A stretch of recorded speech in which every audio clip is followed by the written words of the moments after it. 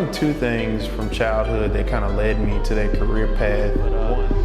My responsibilities as an airline pilot expand far beyond that. Yeah, so my hobbies as a young person, it's interesting that I didn't really realize how much you love electronics. If it's something that you wake up in the morning thinking about and you I got into optometry, and it was thank you to my anatomy and physiology teacher.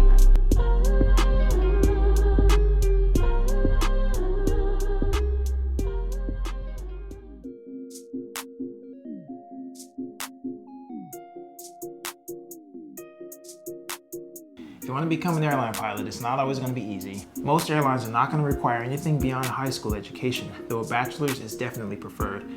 Coursework is going to include your basics such as English, math, and physics, but it's also going to include aeronautical engineering.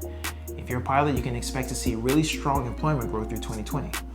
Yeah, and because of that growth through 2020, there will be better job opportunities in general aviation and regional airlines. Competition at major airlines will be strong though. Pilots with the greatest number of flight hours and instrument hours will do best.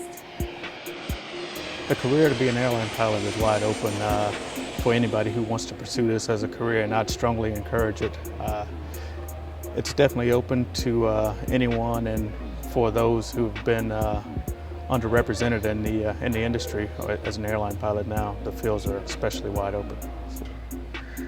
I was always fascinated by airplanes and aircraft as a small kid, and at an early age, 4 or 5 years old, I knew that in life that was what I wanted to do, was to soar among the eagles and fly for a career, and definitely fly as an airline pilot.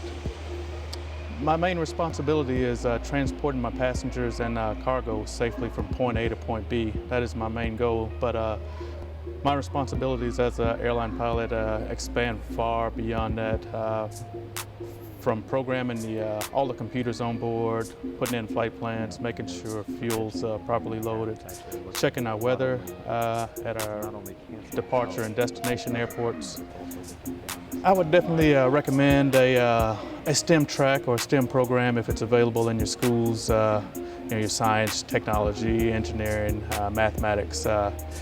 There's no way you can ever get enough mathematics and science, and those are the things in school I thought that I wouldn't use every day, but I find myself every day I'm on the job, I find myself using some form of mathematics or science and physics. So I would definitely recommend mathematics and sciences. Okay, as a kid growing up, like I said, I was always fascinated with aircraft and flying. So one of my hobbies as a youngster was putting together model airplanes. I would spend, day on night putting snap together models, painting them and hanging them from my ceiling in my bedroom. I tell you, the ceiling in my bedroom looked a whole lot like the museum here, with aircraft hanging all around. So that was my fascination. Skills would be definitely hand and eye coordination, but one of the skills as a pilot that many people overlook is the skill of communication. Pre-flight checklist complete, ready for takeoff. Communication is a very important skill for us as airline pilots because we communicate with so many people. We communicate with our crew members, our passengers, our air traffic controllers, our fuelers, our dispatchers. So communications is definitely one of the most important skills that you could have as an airline pilot.